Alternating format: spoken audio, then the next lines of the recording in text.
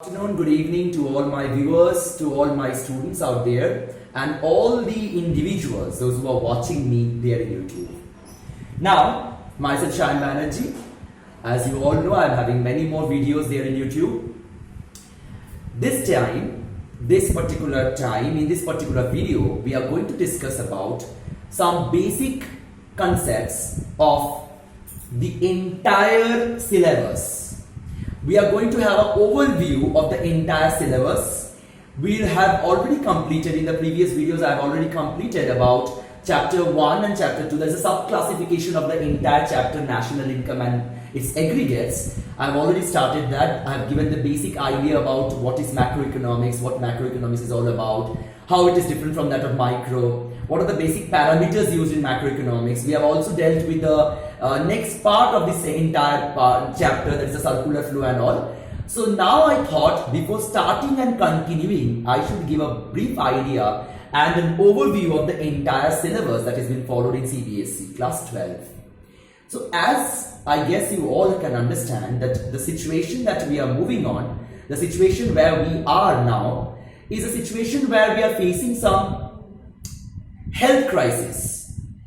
Health crisis has become a very big issue for economy, and the entire economic issues have somehow been submerged on the great difficulty that we are facing due to coronavirus. We are fighting unitedly. I would request all my students and all my viewers to fight unitedly. We will stand united. We'll be fighting unitedly. And at the same time, we will be carrying forward our studies, as because this year, I don't know what the board is going to decide. I don't know how we'll be completing the entire syllabus. It will be very much difficult for the class 12 students to complete the syllabus. For that, we have least time, but the syllabus is huge. Let's move on and have an idea about the topic, entire syllabus, right? Look, as you can see here, I request my viewers to just focus what I am showing in the board, what I have managed in the morning. Economics, the subject in class 12, is having a subject code 030. 030 is a subject code of our economics. And in class 12 Cbse, if you go and sit for the final examination of class 12, you already went with class 10's board examination. So all the students is very much used to, or very much you're having that particular capability to understand what or how the papers, how the answer booklet is going to be set. When you find the answer booklet of Cbse, you will be recognizing, you'll be having two parts of the front cover page. You'll be having two parts. In the first left-hand side, you will be finding the subject is written, subject code you have to write. So you will write economics, you will write 030 as a subject code. You will be writing the day and date. Suppose the examination has been there for you all Monday, right? Monday, and the date is 19th of February. So Monday, 19th of February 2021, you'll be giving for 2021, right? So 19th February 2021 is the day and date you have written. After that, you will be followed with the different type of visual parameters, like whether you are a visually handicapped child or not, what particular, whether you are taking a particular medium through which you are making an individual a writer for you, and all you have to fill that particular part. You'll be moving on to the right hand side. You will find your name to be written. You write your name and you need to bubble all the alphabets properly. I would suggest to all my students to carry blue dot pen, blue ball pen, or black ball pen. It is very much suggested that you use blue pen, right? Blue pen. Now with a blue ball pen, you need to bubble them up very nicely, very properly. Suppose if I write Shine Banerjee, so S-A-Y-A-N, I need to bubble it S first, I need to bubble A then Y, I have to search it from the particular same series, same particular column, I have to find out Y, then again A, then N. Then when I write my surname or my title, I need to give one blank space over there. Then I should proceed with that particular surname, Banerjee. Then again in the same manner, it complete by doing the bubbles, right? In the next part of the same right hand side, you will be finding your board roll number you need to write. So you will write the board roll number. Again, you need to make all those bubbles. Then your center number, your center code, that also you need to bubble. Then again at the down, you need to write your subject code 030. There also you have to write 0 3 and 0. This time what we saw in Cbse class 12 booklet, we saw only 3 0, only to write that particular 2 digits. Space was there. So for you all also, if the same problem continues, I guess Cbse will be continuously will overcome all these problems. So if you continue with that, so you can write 0 and make it a separate box. There you write 0 and there you need to bubble, right? So 0 in the left hand side, then 3, then 0. Clear? After that, you need to sign, you need to write your parents' name, that is your father's name and all. Then you will be continuing with the total roll number in words. So my roll number is 53298. So I'll write 5, F-I-V-E, then 3, T-H-R-E-E. Then like this, I will be just writing in words, right? I'm making a video in which it will be helpful for you, for all the students there, or those who are preparing for class 12, just to understand how to prepare, what to read, what not to read, how much to struggle, which one I need to keep, which one I need to memorize in economics, which one I need to keep in a hard disk, which one to understand, how many numericals to be, which particular numericals are most important and all. I'll be preparing all those things and will be circulating that to all the members. For the time being, let's study this entire overview. So before coming to this overview, I would like to tell that economics, right, is a subject, is a part of social science. So from class 9 onwards, all the Cbse students are reading economics as a mandatory part of SST. It's very true. Economics is a particular subject which is a part of social science. It's a subject that helps to understand the society, how the society behaves, how we different agents like a consumer, a producer, an entrepreneur, or labor, how all these economic agents are day by day engaged in different activities. But keeping all those things aside, being just a student of economics, you need to understand what economic condition our entire country is facing. How will you behave in which situation? I guess you can understand what economic crisis and what health crisis we are facing. All the different economists are giving their views on this. All the economists are continuously struggling and helping the government to come to combat the entire situation. That's helping the entire country to overcome this particular situation. You are all the students of economics, so you are the most responsible individuals, where your parents, your home, you yourself is not only the responsibility, rather the entire society is your responsibility. Give your best each day to overcome the entire crisis. Give your best to make yourself safe. Make a hand distance with the society for the time being. Keep yourself there isolated in your home. Stay with your family. Spend some time with your family. And at the same time, be that responsible individual in which your participation will help our country's government to combat the disease. Now let's look, I've discussed a lot of things which is out of our syllabus. Now let's continue with the entire syllabus. Now look, this economics, what we follow in class 12 Cbse is of total 100 marks. The entire paper is of 100 marks. But the question paper that is to come every time is of 80 marks. So still now, 80 marks of theory is there and the rest 20 marks we are having the project of the practical work. Now, this 80 marks pen and paper written part, this theory, is divided into two equal parts. One is 40 and other is 40. 40 marks is there in macroeconomics, which was also previously there as a very important part of class 12 economics subject. And the next 40 marks is there in Indian economic development. This particular subject was there previously in class 11. From the last year onwards, there was some change in Cbse and this Indian economic development was dragged here in class 12. Though it's very, very good decision undertaken by our country, undertaken by Cbse basically. As because Indian economic development is that particular topic by which it helps an entire civilian, so it helps all the learners to understand how to deal with the day-to-day life and what condition our entire country is facing and how we will deal and what we will deal in which situation.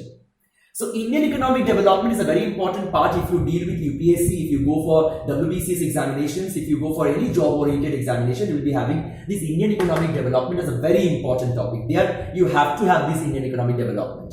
So all this prehistoric time, prehistoric India and post-independence era, what India was, what India is now, how India is struggling is all about Indian economic development. The next part, is the most interesting part, is the core economics is divided, as you all know, is divided into two parts. One is micro and other is macro.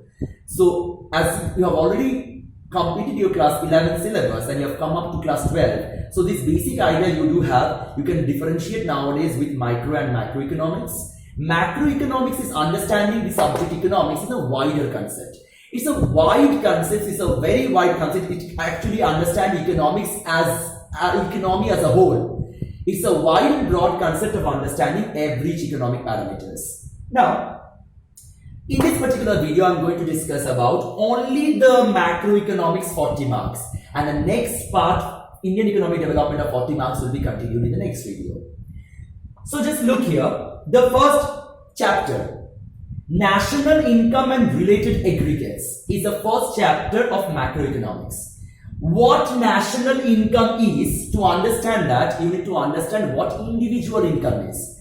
When you were in class 11, you have already completed about this individual concept of understanding economics. So if I talk about my income, that's what individual income, that's a micro concept. But if I add up all the incomes of all the civilians or all the country, normal citizens of our country, in a given fiscal or accounting year, we'll be getting what? If I add up all the individuals, like me, many individuals' income, we are going to get national income. So national income is the first chapter of macroeconomics, though this particular chapter doesn't only focuses on the national income, it also focuses on the brief introductory part of macroeconomics. In the introductory part of macroeconomics, we will understand again the same concept what you read in class 11. What is macroeconomics? How is it different from that of micro? What are the different parameters that we use in macroeconomics? What are the different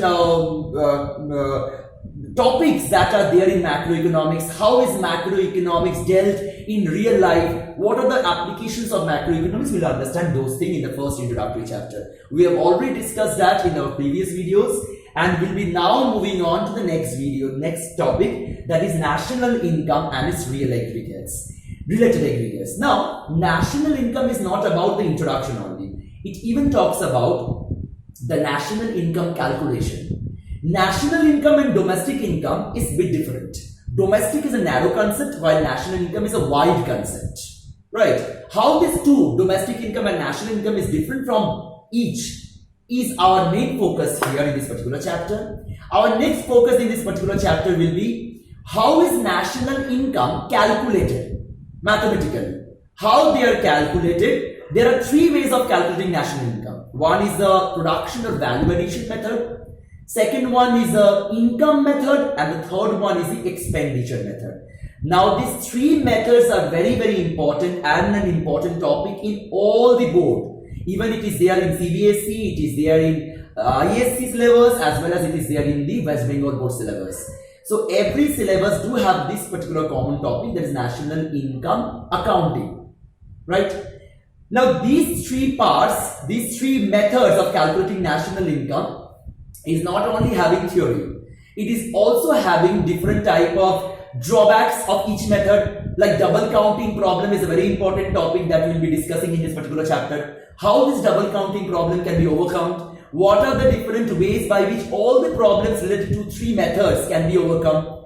We'll be continuing with that. After that, there is a 6 marks or maximum 6 to 10 marks question that comes from this particular chapter, where you get a compulsory 6 marks question of national income. Previously, when the syllabus 4 or 5 years back, the syllabus was a bit different. There, personal income, personal disposable income was also there in the syllabus. But this time, this personal and personal disposable income has been eradicated, has been removed from the syllabus. Now we are having only 3 methods of calculating national income. So numericals should be taught only from there, and at the same time sales, how to find out sales, what are the different ways by which value addition of each firm separately is calculated, that is also very important numerical. So we'll be discussing on every video simultaneously, right? After that, we'll be moving on to the next concept. After understanding the different methods of this concept, we'll be moving on to the next concept, that what is GNP, what is GDP, That is what are the gross concept and what is the national concept. Gross concept is having GNP, gross concept is having GDP, gross concept is having GNP. There are many methods, there are many concepts, and at the same time our gross and national is also there. National concept is also divided to many parts, like we are having NDP, we are having NNP, right? NDP and NNP, they are GDP and GNP. So gross is having GDP and GNP, gross domestic product, gross national product. Our national is also having net national product is NNP as well as gross national product. Now all this concept of gross and national can be easily calculated by two ways. One is with the help of market price, another with the help of factor cost. Now how market price and factor cost can be best applied in these two ways is being taught in this particular chapter. So numericals of 6 to 10 marks is there from these national income and related aggregates, where theory also comes, right? After that, we are going to proceed with a very important topic, that is money and banking. Remember everyone, or keep in your mind, money and banking are the two separate topics of the same chapter. They are interrelated, completely correlated to each. But money is taught separately, banking is also taught separately. When you will be understanding the concept of money, this money and banking was a topic which you have already had an idea about this in class 10. We have already understood the definition of money, they are also in class 10. The same thing we will be understanding here, but in a bit wider concept. What money is, what is the meaning of money, what is the evolution of money, how money have evolved within these particular years, within this many years, how money have evolved. Now after understanding the evolution, we will be understanding that what are the ways by which money plays a vital role in every economy.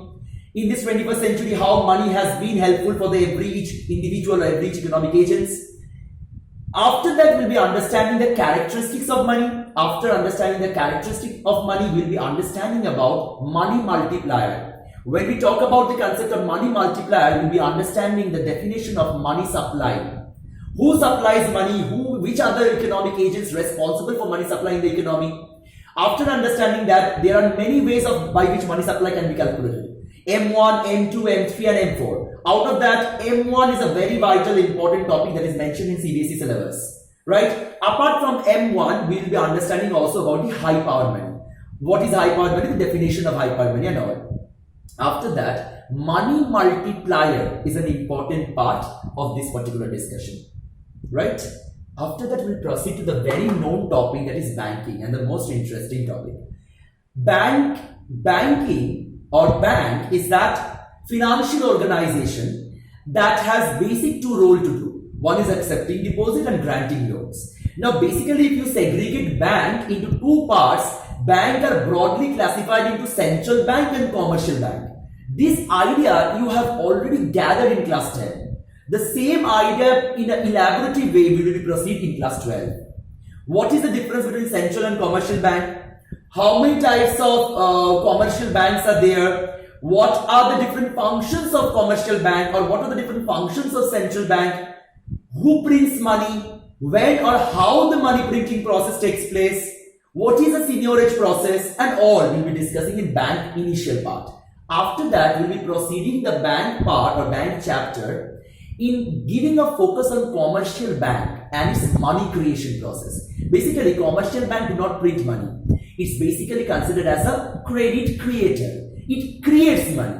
Now, the credit creation process is a very important question that is very, very important for Cbse, right?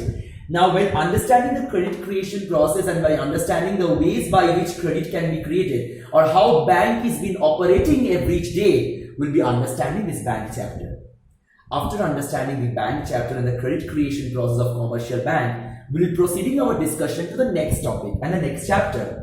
There's a broad chapter of determination of income and employment. I guess you are focusing here, income and employment. Now, income and employment, this entire chapter is standing on a base that was created by John Maynard Keynes, J.M. Keynes, who's a renowned economist and who have come up in our entire economic discussion when USA was facing Great Depression of 1929. So the Great Depression of 1929 have helped John Maynard Keynes with various theories and his various works which helped the entire world or the entire world economy to overcome the recession or the Great Depression situation. Now, John Maynard Keynes is having a theory, income employment output theory. Now this income employment output theory that was discussed by John Maynard Keynes is there in your syllabus or will be discussed while discussing this particular chapter. In this particular chapter, we'll be understanding what voluntary and involuntary unemployment differs, how is full employment different from that of disguised unemployment, is there a difference between the full employment level and frictional unemployment, is there a difference or not? We'll be even understanding the meaning of different type of unemployment that I've discussed now. Apart from that, we have two basic concepts that John Maynard Keynes have given in this theory. One is aggregate demand, aggregate supply, ADAS, aggregate demand, aggregate supply approach of understanding equilibrium output or equilibrium national income, and saving investment approach, that is the SI approach, which is also commonly known as withdrawal leakage. That is injection and leakage approach. So injection in the economy and leakage of the economy, this entire approach of SI or saving investment approach was also given by John Maynard Keynes. So two approaches, one is ADAS and other is SI, should be learned by every students of economics. Apart from that, we will be proceeding to the next very important topic, that is another multiplier. We've already completed money multiplier in this money chapter. After that, we are having another multiplier over there in this particular third chapter. What is that? Investment multiplier. Now, what is investment multiplier? How initial investment done by the government actually works in the economy? This is the concept of investment multiplier. After investment multiplier with the hypothetical analysis, with the investment multipliers numerical analysis and the discussion, we'll be proceeding to the next part, that is government budget. Yes. Now, I guess you can understand this situation where government is spending a lot amount of money on the unplanned expenditure. This was not at all planned that our country will be facing COVID-19. So coronavirus or the health discrepancies or the health issues that would have been faced by our Indian economy was nothing. It was just all of a sudden situation. It was all of a sudden situation, whatever economy is facing. Now, government budget is that particular way by which this particular entire economic crisis can be solved, right? Government budget is a wild declaration. It's a bold declaration that is done every year by the government of our country with the help of the president as well as all the administrative bodies every year, in which they declare the entire budget in a very comprised manner, in which they understand what are the different sources of government's revenue or income and where are the ways by which, or where are the different type of situations in which our government need to do some expenditure.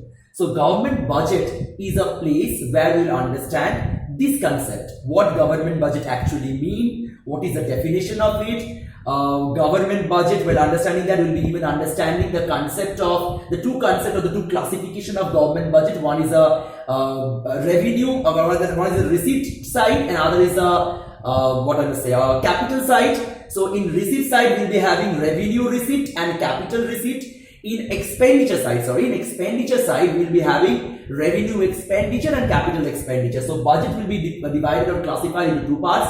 One is the receipt part and other is the expenditure part. Receipt is further divided into revenue receipts and the capital receipts, while expenditure is also divided into two parts. One is revenue expenditure and capital expenditure. Receipts is what earned and expenditure is what spent. After understanding the budget, we will be understanding what are the different types of budget. There are many types of budget. There are basically three types. One is known as budget surplus, another is balanced budget, another is budget deficit. So one is budget surplus, one other is balanced budget, and other is budget deficit. Now, Indian economy often face budget deficit situation.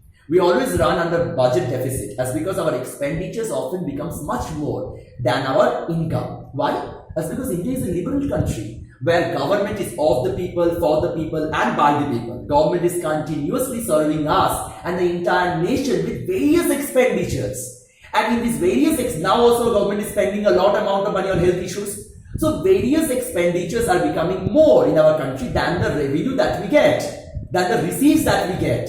So as expenditure is becoming more than the receipts earned by the government, so we often face in our government budget, we often face a situation known as deficit situation. In our syllabus, the budget is having, or the budget deficit is having 3 ways of calculation. Budget deficit can be calculated as revenue deficit. It is also calculated as the primary deficit. It can be also calculated in fiscal deficit. So the 3 things we need to understand in this particular syllabus is, one is revenue deficit, what is the meaning of that, how it is calculated. Another is primary deficit, how is it different from the other 2, what are the ways by which it can be calculated, and what is fiscal deficit or borrowings all about, right?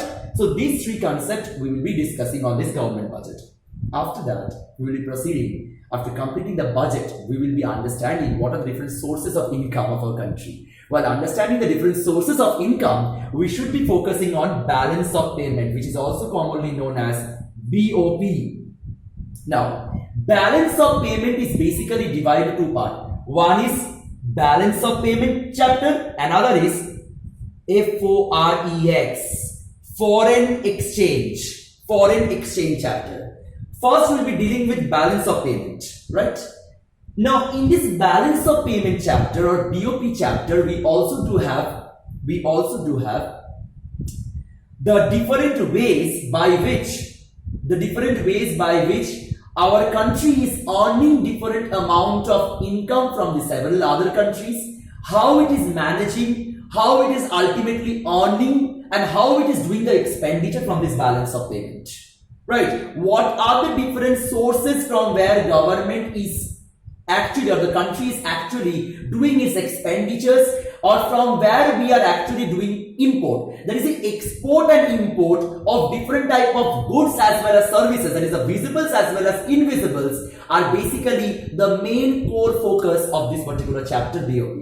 In this BOP also we will be having an elaborative study of this particular chapter. Apart from that, the most important part is forex market, which is the last part of our discussion in our macroeconomics syllabus. Foreign exchange, forex, FOR represents foreign and EX is represented to exchange.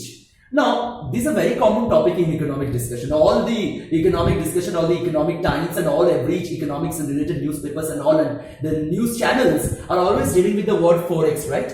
Many of the students might be knowing this particular topic, but as a general, I should have a brief discussion about the word forex. Here, for refers to foreign and EX refers to exchange. The word exchange means currency. So, all short of foreign currency is known as foreign exchange, right? Forex is a great market, like the share market, the market for the goods, the market for the services are there. At the same time, forex market is also there. It's a very profitable business, but a business with a very high risk. Foreign exchange market is a market where foreign currencies are bought and sold, where foreign currencies are dealt day to day. I guess you all know that every day you will be hearing a very common topic in newspaper that $1 has been equals to 70 rupees. Is now $1 has been dropped down to $1 equals to rupees 65. So this 5 rupees difference has been there. Sometimes you may even find $1 have crossed 70 and reached to 75. So 5 rupees more have been there. So these are the appreciation and depreciation concept. We will be discussing every thing in a very detail in our next videos. So foreign exchange chapter is all about the appreciation depreciation concept, is all about the ways by which foreign currencies are demand. If you consider yourself as an Indian, so as an Indian citizen, all the other foreign currencies that I find, a currency of America, a currency of other countries like Pakistan, a currency of Bangladesh, every currencies are what? Foreign currency for me. That is known as a foreign exchange from my side. So from my perspective, appreciation is different than that of appreciation of the other currency. So this appreciation and depreciation concept will be best understood when we'll be discussing this particular chapter. And apart from that, how foreign exchange market was there in the previous time. It was a fixed exchange rate market. How is it has changed? Now it has become a flexible exchange market is all the discussion of this particular chapter. And how and when the foreign exchange or foreign currencies are demanded. How much we will demand foreign currency to meet up of our day-to-day demand of different imports. When I need to demand foreign currency to meet our export transactions. All different things with the hedging concept, with the concept of swapping are there in a very short discussion in your entire syllabus of foreign exchange. So this was a brief idea of 40. I guess this was not a brief. I had made an elaborative study of the entire every chapter. But this is the syllabus of Cbse for macroeconomics, 40 marks. So be very careful. Go with the entire syllabus. Once again, you are having a pause button. Once again, what I say, you have the pause button. Pause. And do comment if you face any problem regarding my discussion. For further queries and further details, please do comment on the comment box. And don't forget to subscribe my channel. And if you like this, give a like and thumbs up. That's all for today. See you soon in the next video.